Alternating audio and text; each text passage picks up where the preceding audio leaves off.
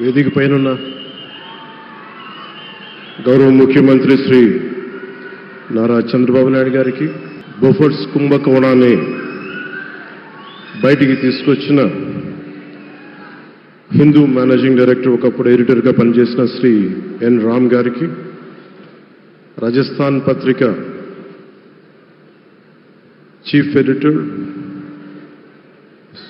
Owner అయిన శ్రీ గులాబ్ కుటారి గారికి, చిత్ర పరిశ్రమ అతిరథ మహారథులందరికీ, శ్రీ రామోజీరావు గారి కుటుంబ సభ్యులు, వారి అబ్బాయి శ్రీ సుమన్ గారికి, శ్రీమతి శైలజా కిరణ్ గారికి, శ్రీమతి విజయేశ్వర గారికి, రామోజీరావు గారి మనవలకి మనవరాలకి ప్రత్యేకించిన హృదయపూర్వక నమస్కారాలు.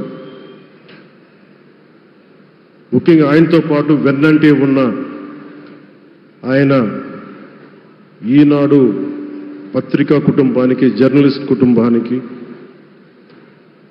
వారందరికీ కూడా నా ప్రత్యేక హృదయపూర్వక నమస్కారం. రామోజీరావు గారి గురించి అందరూ చెప్పిన దానికంటే కూడా నా పర్స్పెక్టివ్లో, నా అనుభవంలో నేను చూసిన రామోజీరావు గారిని మీ కొద్ది సంఘటనలు పంచుకుంటాను. రామోజీరావు గారు నాకు సినిమాలు ఉన్నా కానీ నాకు పరిచయం లేదు. ముందు షూటింగ్ ఆయన స్టూడియోస్లో చేసినా కానీ ఫస్ట్ టైం పాలిటిక్స్కి ఎంటర్ అయిన తర్వాత 2008లో ఆ సమయంలో ఆయన కలవటం జరిగింది. ఆయన మాట్లాడిన విధానం చాలా నిక్కచ్చిగా, ప్రజల పక్షపాతాన్ని. ఆయన మాట్లాడుతున్నంతసేపు నాకు మైండ్లో ఒకటే అనిపించింది, మనసులో జర్నలిస్టిక్ వాల్యూస్ని కాపాడటానికే ఆయన ఉన్నాడు. ప్రజాక్షేమం, ప్రజా సంక్షేమం, ఈ పర్స్పెక్టివ్లోనే, ఈ కోణంలోనే ఆ చర్చ జరిగింది. నన్ను ఒకే ఒకసారి ఆయన 2019లో ఒక లంచ్కి ఆహ్వానించారు వారి కుటుంబ సభ్యులతోటి. ఆ రోజు ఆయన మాట్లాడింది దేశ పరిస్థితులు, ముఖ్యంగా పత్రికా స్వేచ్ఛ గురించి, పత్రికా రంగం ఎంత కీలకమైంది. ఆయన ఎప్పుడూ కాంప్రమైజ్ అవ్వలేదు. ఒక విషయం చెప్పాలి అంటే అది తనకి తెలిసిన వారు అవ్వచ్చు, తన సన్నిహితులు అవ్వచ్చు, స్నేహితులు అవ్వచ్చు, కుటుంబ సభ్యులు అవ్వచ్చు, జనం కోసం వచ్చేటప్పటికి నిష్పక్షపాతంగా, చాలా నిర్దాక్షిణ్యంగా ఉంటుంది ఆయన ఆలోచన పరిధి. అదే ఆయన ఈనాడు పేపర్లో రిఫ్లెక్ట్ అవుతుంది. నేను చాలాసార్లు అనుకునేవాడిని, ఒక వ్యక్తికి ఇంత, ఆయన ఆ రోజు లంచ్ తర్వాత కూర్చున్నప్పుడు ఆయన మాట్లాడుతుంటే ఆయన వేదనని నేను చూశాను. ఆయన నలిగిపోతున్నారు. నిజంగా పత్రికా స్వేచ్ఛ ఎంత అవసరం దేశానికి, ప్రజాస్వామ్యానికి ఎంత కీలకమైంది, అది ఆయన చెప్తుంటే ఆయన ఆవేదన నాకు అర్థమైంది. అలాంటి వ్యక్తి మీద ఎన్ని రకాల ఇబ్బందులు పెట్టారో మనందరికీ తెలుసు. ఒక పేపర్ ఒకటే నడపటం చాలా కష్టసాధ్యమైంది. కానీ దాంతోపాటు ఆయనకి నష్టపోవడానికి, జనరల్గా అలాంటి విలువలు, కమిట్మెంట్ ఉన్నవాళ్ళు మిగతా వ్యాపారాలుంటే ఆయన్ని అన్ని రకాలుగా దాడులు చేయడానికి చాలా తేలిక. అలాంటి దాడుల్ని తట్టుకుంటూ యాజ్ ఎ జర్నలిస్ట్ ఆయన అన్కాంప్రమైజింగ్ యాటిట్యూడ్, అన్కాంప్రమైజింగ్ వాలర్, అవన్నీ ఆయన్ని నాకు చూస్తే చాలా చాలా ఆనందం వేసింది. ఆయన ఒకటే చెప్పారు నాకు, your upcoming political leader, I wish you all the best.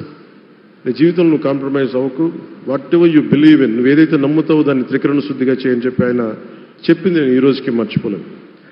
అలాంటి మహానుభావుడు సంస్మరణ సభకి నేను ఈరోజు ఇక్కడికి రావటం, ఆంధ్రప్రదేశ్ ప్రభుత్వం భాగంగా నాకు నిజంగా చాలా ఆనందంగా ఉంది. రైట్ టు ఇన్ఫర్మేషన్ యాక్ట్ దారిలో చూస్తూ ఉంటుంది. ఇందాక ఎగ్జిబిషన్లో 2008 రైట్ టు ఇన్ఫర్మేషన్ యాక్ట్లో అంటే ప్రజలకు ప్రతిదీ తెలియాలి, ప్రభుత్వంలో ఏం జరుగుతుంది, ప్రభుత్వం ఏం తీరుతలు ఎలా ఉంది అని. దానికోసం ఆయన అందరినీ కలిపి ఆంధ్రప్రదేశ్లో, ప్రత్యేకించి ఉమ్మడి ఆంధ్రప్రదేశ్లో ఆయన ఒక ఉద్యమకర్తగా కూడా వ్యవహరించారు.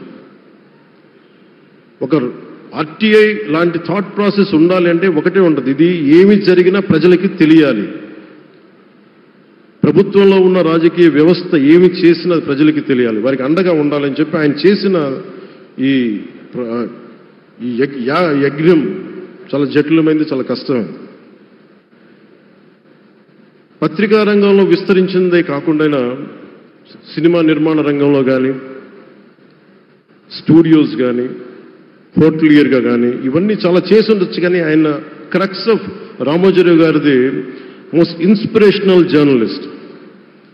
ఇందాక కొల్లూరు పార్థసారథి గారు చెప్పిన, ఇందాక అమరావతి నుంచి నాయ ఎమ్మెల్యే గారు మాట్లాడినా కానీ, పార్థసారథి గారు చెప్పినా కానీ ఆయనకి ఖచ్చితంగా ఒక విగ్రహం పెట్టాలని. ఎందుకంటే జర్నలిస్ట్ విలువల్ని కాపాడి ఆయన ఎందుకు ఇన్స్పిరేషన్ అంటే ఎన్ని కష్ట నష్టాలు వచ్చినా, ఒక జర్నలిస్ట్గా ఉండటం వేరు, ఒక పత్రికాధిపతిగా ఉండి అన్ని ఒడిదుడుకులు ఎదుర్కొని ఆయన కుటుంబాన్నంతా బెదిరించినా కానీ, ఏమి చేసినా కానీ జనరల్గా కుటుంబ సభ్యులు కష్టం వస్తే నలిగిపోతాం.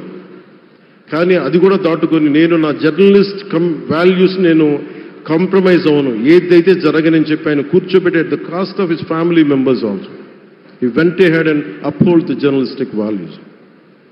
వారికి దానికి చాలా చాలా సాహసంగా నాకు చాలా ఆనందం వేసింది. ఆయన ఆఖర్లో ఎలక్షన్ రిజల్ట్స్ వస్తాయి, ఎప్పుడు వస్తాయి వీటన్నిటి అనుకున్న టైంలో నేను ఒకటి అనుకున్నాను, ఆయన ఆరోగ్యం క్షీణిస్తూ ఉంది, బాగుండు, ఆయన ఈ విజయ వార్త వింటారా లేదా అనేది నేను ఒకటి ఆలోచిస్తూ ఉన్నాను. సో నేను శ్రీమతి శైలజా కిరణ్ గారిని, సుమన్ గారిని, శ్రీమతి విజయశ్రీ గారిని అడిగినప్పుడు నేను ఒకటి అడిగాను, ఆయన విన్నారా అండి, ఆయనకి మాటలు వినిపించినాయా? అందరూ చెప్తారు ఆయనకి వినిపించట్లేదంటే, లేదు, చాలా ఒక 24 గంటలు ఆ విజయాన్ని దశాబ్దం పాటు నలిగారు, దశాబ్దన్నర పాటు నలిగి ఆయన్ని నలిగిన తర్వాత ఆయన అలాంటి వ్యక్తి విజయ వార్త వినకపోతే అక్షోభిస్తుందేమో ఆత్మని అనిపించేది. కానీ విజయ వార్త వినే ఆయన పరమదించారు. అందుకు నాకు చాలా ఒక తృప్తినిచ్చింది.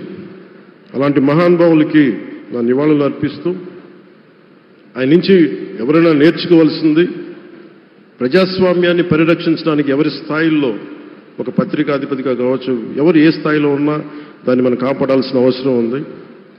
అలాగే ఆయన జర్నలిస్టిక్ వారసత్వ ప్రవాహం అంటే ఉదాహరణకి ఈనాడు, ఈటీవీ తాలూకు ప్రజెంటేషన్ ఆఫ్ న్యూస్ చాలా న్యూట్రల్గా, అన్బయాస్డ్గా ఉండదు. ఏదైనా విషయం చెప్పేటప్పుడు నా గురించి ఎంత రాస్తారో, నన్ను తిట్టాలనుకున్నప్పుడు అంతే తిడతారు. అంటే నువ్వు చేసే పనిని బట్టే గుర్తిస్తారు తప్ప నాకు తెలుసు కదా అని చెప్పి మళ్ళీ దానికి ఫేవరెటిజం ఉండదు.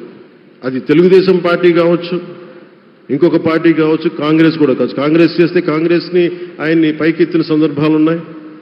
అలాగే ఏ పార్టీ తప్పులు చేసి నచ్చని ప్రజలకి ఇబ్బందికరమైన సంఘటనలు జరిగినప్పుడు ఏం మాత్రం వెనకాడకుండా ఫ్రంట్ పేజీలు వేసేవాడు.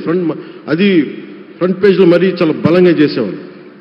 సో అందుకే నాకు అనిపించింది ఒక జర్నలిస్టిక్ వాల్యూస్, ఆయన తాలూకు వారసత్వ ప్రవాహం ప్రతి జర్నలిస్టు పుణికిపుచ్చుకోవాలి, తీసుకోవాలి. ఒక నది ఒక ప్రవాహం వెళ్తున్నప్పుడు మన స్థాయి, అది నువ్వు ఒక చిన్న బకెట్తో తీసుకుంటావు, చెంబుతో తీసుకుంటావు, ప్రవాహంలో నీళ్లు ఉన్నట్టుగా రామోజీరావు గారి జర్నలిస్టిక్ వారసత్వ ప్రవాహాన్ని మనం ఎంత తీసుకుంటాం అనేది మన స్థాయిని బట్టి ఉంటుంది. అది ఒక మోటార్ వేసి ఒక ట్యూబ్ మనకి పైప్లో తోడుకునేలాగా ఉండొచ్చు, లేదంటే నా స్థాయి ఇంతే అంటే కూర్చోబెట్టి ఒక చెంబుతో తోడుకోవచ్చు. అలాంటి అపరిమితమైన ప్రవాహం, ఆగని ప్రవాహం, ఉధృతమైన రామోజీరావు గారి జర్నలిస్ట్ వారసత్వ ప్రవాహం ఈ రాష్ట్ర ప్రజలందరూ కూడా, తెలుగు ప్రజలందరూ కూడా దాని నుంచి మనకి ఒక స్ఫూర్తిని తీసుకోవాలని మనస్ఫూర్తిగా కోరుకుంటూ, నాకు అవకాశాన్ని ఇచ్చిన నా సహచర మంత్రివర్యులందరికీ, ఇక్కడికి వచ్చిన ప్రత్యేక ఆహ్వానితులుగా వచ్చిన జర్నలిస్ట్ పెద్దలందరికీ, పత్రికా ప్రతినిధులందరికీ, ఇక్కడికి వచ్చిన అతిథులందరికీ, విశిష్ట అతిథులందరికీ ప్రత్యేకమైన ధన్యవాదాలు తెలియజేసుకుంటూ, కృతజ్ఞతలు తెలియజేసుకుంటూ సెలవు తీసుకున్నాను. జై Hind. Thank you honourable deputy chief minister గారు.